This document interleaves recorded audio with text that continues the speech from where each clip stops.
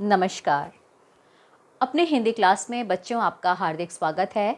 मैं आपकी शिक्षिका प्रीति गर्ग आज इस वीडियो में आपको बताऊंगी कि उपसर्ग में कौन से ऐसे उपसर्ग होते हैं जिनके ऊपर संधि का नियम लागू होता है, यानी कि जो संधि के नियम के अनुसार नवीन शब्दों का निर्माण करते हैं। इससे पहले वाले वीडियो में मैंने आपको संस्कृत के उपसर्ग बताए थे और उनको समझाते हुए मैंने कहा भी था कि इनमें कुछ ऐसे उपसर्ग हैं जिनके ऊपर संधि का नियम लागू होता है और अक्सर परीक्षाओं में इस तरह के जो शब्द हैं वो पूछे जाते हैं। एक चीज़ मैं आपको और स्पष्ट कर दूं बच्चों कि आपकी परीक्षा में दो तरीके से प्रश्न पूछे जाते हैं। एक तो आपको कोई शब्द दे दिया गया होता है और उसमें पूछा जाता है कि इस शब्द में आप उपसर्ग या प्रत्यय और मूल शब्द अलग अलग करो, या फिर आपको उपसर्ग दे दिए जाते हैं जिनसे कि आपको नवीन शब्दों का निर्माण करना है। चाहे प्रश्न कैसे भी पूछा जाए, अगर हमें उपसर्ग स्पष्ट है तो हम किसी भी प्रकार के प्रश्न का उत्तर देने में सक्षम हो पाएंगे। तो आज इस वीडियो में मैं आपको बताती हूँ वो कौन से ऐसे उपसर्ग हैं जो कि संधि के नियम के अनुसार भी नए शब्दों का निर्माण करते हैं। एक चीज़ और कि ज़रूरी नहीं कि उन उपसर्गों से सिर्फ संधि के नियमानुसार ही शब्द बने। एक आसान तरीके से भी शब्द बनते हैं, लेकिन कुछ कुछ शब्द ऐसे होते हैं जो उन उपसर्गों से बनते हैं और उनके साथ उनमें संधि का एक नियम भी रहता है। तो देखते हैं वो कौन से उपसर्ग होते हैं। सबसे पहले हम बात करते हैं अति उपसर्ग की। यहाँ पे मैंने 4 ऐसे उपसर्ग लिखे हैं कि जिनके माध्यम से यदि आप शब्द बनाओगे तो कुछ ऐसे शब्द भी बनेंगे जिनमें संधि का नियम रहेगा। अति उपसर्ग है, अभि उपसर्ग है, प्रति उपसर्ग है और सु उपसर्ग है। अगर हम अति उपसर्ग से ऐसा शब्द बनाएं जो कि संधि नियम अनुसार बना है तो वो ये होगा कि अगर हमने अति उपसर्ग अति शब्दांश लगाकर हमने यहाँ पर बनाया अधिक मूल शब्द। अब देखिए यहाँ पर अधिक मूल शब्द है और अति उपसर्ग है। अब अगर साधारण तरीके से देखें तो ये शब्द ऐसे बनकर आएगा जैसे कि आप सभी लोग सोच रहे होंगे कि क्या है इसमें। आप इसको ऐसे बना दो, अति अधिक, इस तरीके के। इसका मतलब होगा कि अधिक मतलब ज़्यादा, अति अधिक मतलब बहुत ज़्यादा। लेकिन ये जो तरीका है ये गलत है, ये शब्द ही गलत है। ऐसा कोई शब्द होता ही नहीं है। अति और अधिक इस तरीके का यदि अधिक शब्द में हम अति उपसर्ग लगाएंगे तो हमारे पास जो शब्द बनकर आएगा वो होगा अत्यधिक। अब आप बोलेंगे कि इसमें आधा ता कहाँ से आ गया और ये या कहाँ से आ गया, क्योंकि इसमें ना तो इसके उपसर्ग और मूल शब्द में ना तो या है ना तो आधा ता है। फिर ये कैसे यहाँ पर आधा ता और या आ गया, इसी बात को हमें समझना है। अगर आपने अपनी पुरानी क्लासेस में संधि पढ़ा होगा तो आपने एक स्वर संधि प्रकार पढ़ा होगा। स्वर संधि में 5 प्रकार पढ़े होंगे, उसमें से एक प्रकार पढ़ा होगा यण संधि का।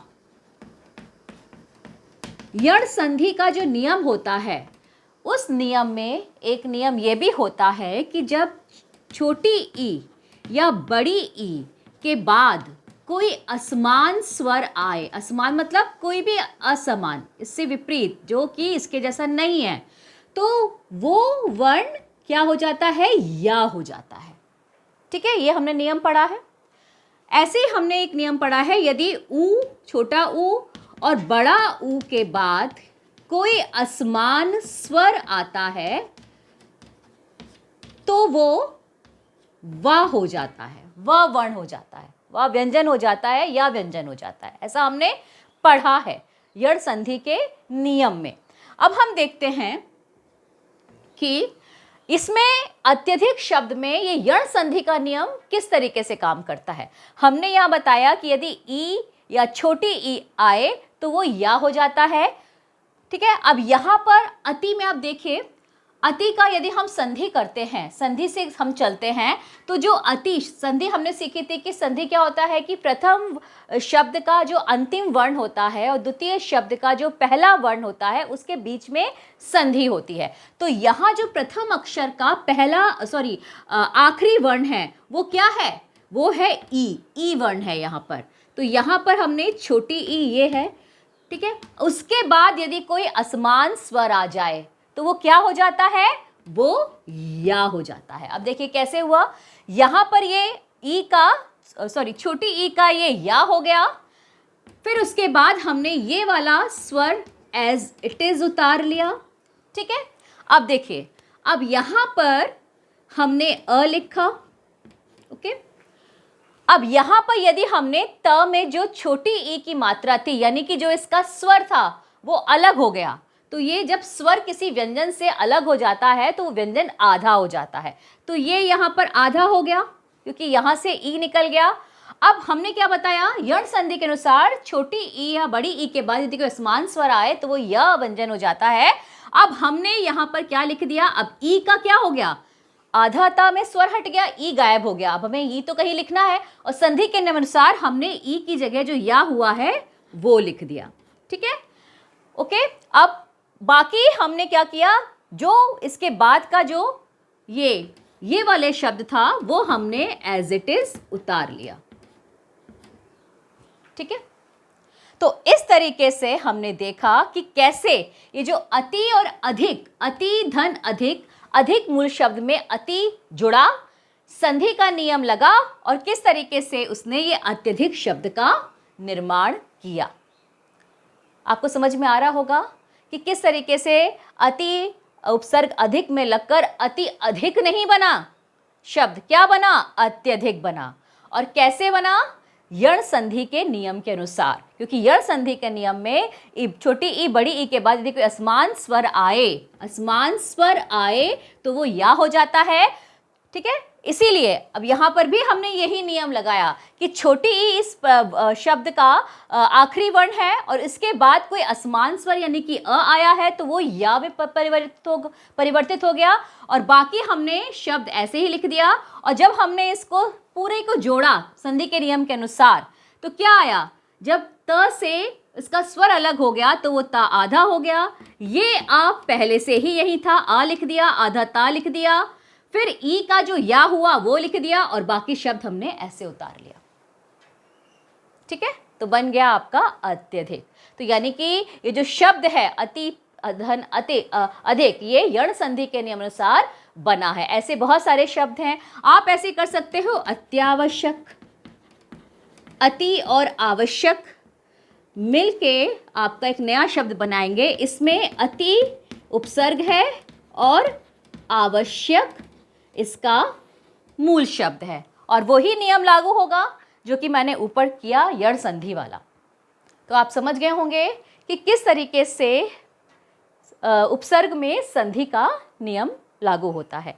ऐसे अगर हम ये अभी की बात करें, अभ्युदय, अब अभी में अभी उपसर्ग भी ऐसे ही काम करेगा, अभी धन उदय।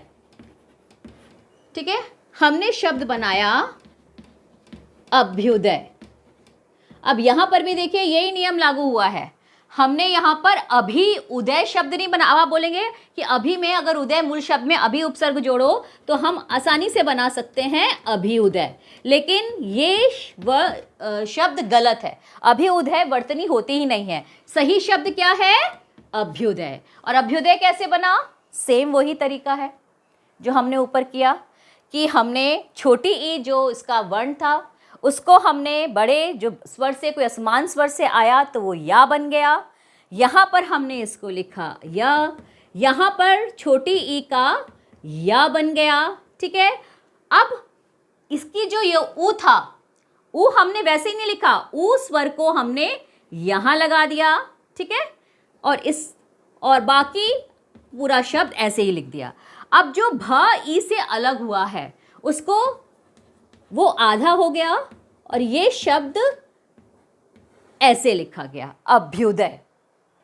ठीक है, क्योंकि भ वर्ण से, भ व्यंजन से उसका स्वर अलग कर दिया तो व्यंजन यहाँ पर आधा हो गया और बाकी हमने यहाँ पे फिर वो ई की जगह जो या आया उसमें हमने ऊ की मात्रा, छोटे ऊ की मात्रा लगा दी और बाकी शब्द ऐसे ही बना दिया।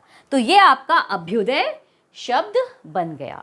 तो इस तरीके से अति हो गया, अभी हो गया, प्रति हो गया। प्रति में भी हम देख सकते हैं, प्रति का जो है शब्द प्रत्युत्तर, ये इसका अगर हम एक शब्द बनाएं प्रति उपसर्ग से, इसको यदि हम इसमें उपसर्ग ढूंढें तो प्रति धन उत्तर, इसमें भी वही तरीका अपनाया गया है। प्रति उत्तर को इसकी वर्तनी क्या होगी? प्रति उत्तर। सेम वही यण संधि का नियम है। देखिए कि छोटी ई के बाद जो असमान स्वर आए तो वो तो या में बदल गया, ठीक है। यहां पर त का स्वर निकल गया तो वो ता आधा हो गया, ठीक है।